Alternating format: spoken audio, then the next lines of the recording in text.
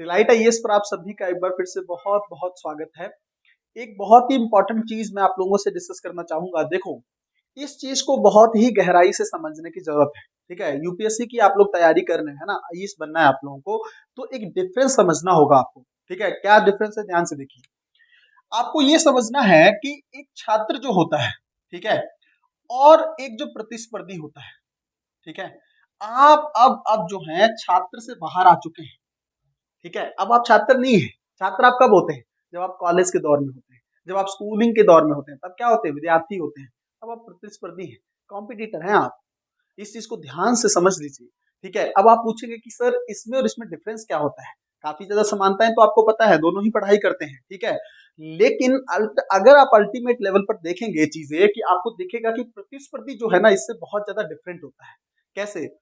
इसके अंदर देखो, छात्र जो है ना, इसके अंदर हो सकता है डिसिप्लिन हो कि ना हो, क्योंकि आप लोगों को भी पता है कि जिस तरह से हम लोग स्कूलिंग के लेवल पे रहते हैं, हम लोग कई बार पढ़ते हैं, कई बार नहीं पढ़ते हैं। कॉलेज में तो लोग कई बार दो दो तीन तीन साल लगातार कॉलेज भी नहीं जाते हैं। तो इसका मतलब इसमें अनुशासन हो कि ना हो ये नहीं पता है, लेकिन इसमें तो अनुशासन पहली कंडीशन है। ठीक है, इसमें डिसिप्लिन पहली कंडीशन है। इसमें इस अनुशासन को आपको लगातार अनिवार्य है।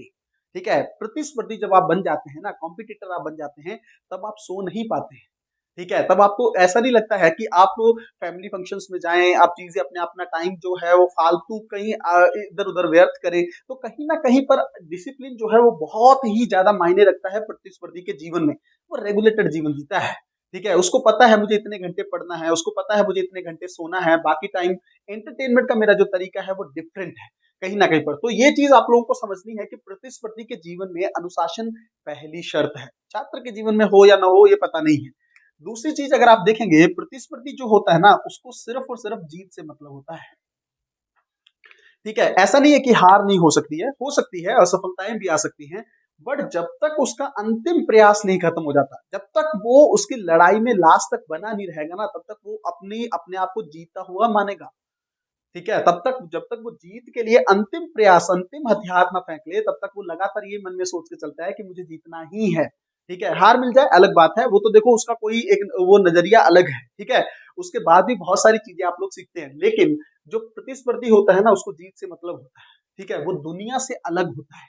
ठीक है, वो बाकियों से अलग। देखो, मैं हमेशा कहता हूँ ना, प्लानिंग करते हैं बहुत सारे लोग, आर्मी करती है कंपटीशन स्ट्रेटेजी बनाती है आर्मी। ठीक है, मतलब वो कंपटीशन फैक्टर को ध्यान में रखकर कि हमें किसी जो दुश्मन देश कोई भी है, किसी भी देश का दुश्मन देश, उसको हराना है। ठीक है, तो जो छात्र प्रतिस्पर्धी जो होता है ना, जो यूपीएससी की तैयारी करता है और अपने आप को कंपटीटर समझता है, वो ये नहीं सोचता है कि मुझे एग्जाम देने जाना है, 7 लाख लोग अप्लाई कर रहे हैं, नहीं। उसको ये देखना है कि जो 7 लाख लोग प्रीलिम्स दे रहे हैं, उनको हराने के बाद मुझे अंदर जाना है। ठीक है, जो 10,000 मेंस दे रहे हैं, उनको हराने के बाद मुझे लगभग कहीं ना कहीं पे 2,500 या 2,000 लोगों में इंटरव्यू में जाना है। और अंतिम प्रयास से मुझे बाकी उन 2,500 के बाकी 1,500 को हराने के बाद मुझे 1,000 में चैन लेना है। तो वो लगातार बाकी दुनिया से अलग चलने की कोशिश करता है, बाकी उसका सोच जो है वो बाकियों से अलग होती है। तो कहीं ना कहीं पर आपको देखना होगा कि कॉम्पिटिटर जो है, जो जो प्रतिस्पर्धी व्यक्ति है, वो कहीं ना कहीं पर छात्र से अलग है। तो अब आप लोग कॉम्पिटिटर बन गए हैं, आप लोग यूपीएससी में आए हैं, तो अब आप छात्र नजरिए से अलग हो चुके हैं। ठीक है, बहुत सारी चीजें हैं जो कहीं ना कहीं पर, जैसे इसका जो फोकस का लेवल होगा ना, जो इसका कहीं ना कहीं पर फोकस होगा, वो इससे कहीं ज्यादा होगा। इससे कहीं ज्यादा फोकस का लेवल रहेगा इसमें। क्यों? क्योंकि इसका जो मुकाम है, जो मंजिल है, वो बड़ी इसने सोच ली है। इसने सोच लिया है कि ये बाकियों को हरा के आगे बढ़ेगा। इसने सोच लिया है कि कहीं ना कहीं पर देखो, और एक चीज याद रखो, जो प्रतिस्पर्धी होता है ना, वो अपने जो भी उसका कॉम्पिटिटर है, प्रतिस्पर्धी जो है, उससे वो अच्छे से उसके गुण और दोष अपनी नजर में रखता है। जैसे आप लोगों का अगर आप देखोगे, देखो यूपीएससी की तैयारी में दो सबसे बड़े कॉम्पिटिटर हैं आपके। एक तो यूपीएससी खुद है। ठीक है, क्योंकि यूपीएससी एग्जाम बनाता है प्रीलिम्स और मेंस का।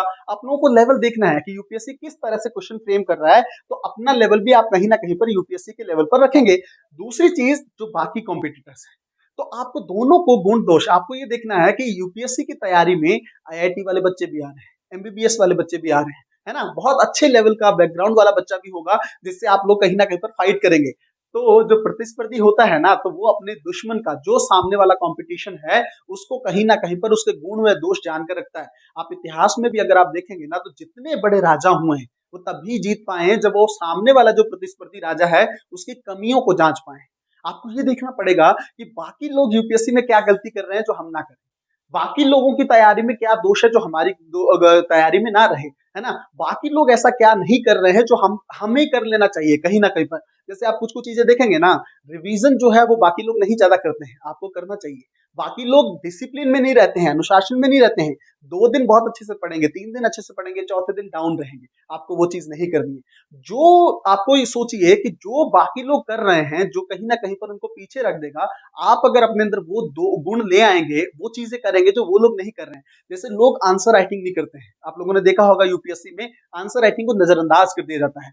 तो अगर आप लोग आंसर राइटिंग पे वर्क करेंगे, इसका मतलब आप क्या कर रहे हैं, आप उसकी कमी को अपना फायदा बना रहे हैं। ठीक है, दुश्मन की कमी को अपनी स्ट्रेंथ में तब्दील कर लेना, कहीं ना कहीं पर आधी जीत तो इसी से सुनिश्चित हो जाती है। ठीक है, कहीं ना कहीं पर आधे सफल तो आप यहीं पर हो जाते हैं। तो ये चीजें जो हैं आपको अपने दिमाग में रखनी है। अब आप छात्र नहीं रहे, अब आप कंफर्ट जोन से बाहर निकलिए। पहले क्या होता था ना, यूपीएससी जैसे मान लीजिए कॉलेज के लेवल पर या स्कूल के लेवल पर हम लोग देखते थे, कंपटीशन वहां पर भी होता है। आप लोगों ने देखा होगा बहुत सारे बच्चे 90% 95% लाने के लिए प्रयास करते हैं, अच्छी बात है, वो कैटेगरी अलग है। बट जनरली अगर आप देखेंगे, जो मेजोरिटी ऑफ स्टूडेंट्स हैं, वो अगर आप देखेंगे तो ज्यादातर ढिलमुल रवैया होता है ना? कॉलेज में हम लोग अपनी लाइफ को भी इंजॉय करते हैं, इंजॉयमेंट रहते हैं, दोस्तों के साथ घूमना फिरना, वो सब चीजें करना, कॉलेज बंक करना, पार्टी करना, वो सब चीजें कॉलेज लाइफ में रहती हैं। बट यहाँ पर वो चीजें नहीं चलेगी, क्योंकि अगर आप पार्टी कर रहे हैं यहाँ पर, अगर आप कहीं पर भी अपना टाइम वेस्ट कर रहे हैं, तो बाकी लोग तो नहीं कर रहे हैं। ठीक है, बाकी सीरियस आपको भी पता है, 50 से 60 हजार एस्पिरेंट यूपीएससी में हर साल सीरियस होते हैं, गंभीर। ठीक है, अगर आप 7 लाख को भूल भी जाए ना, तो 50 से 60 हजार अभ्यर्थी ऐसे हैं जो लगातार 2-2 4-4 सालों से मेहनत कर रहे हैं।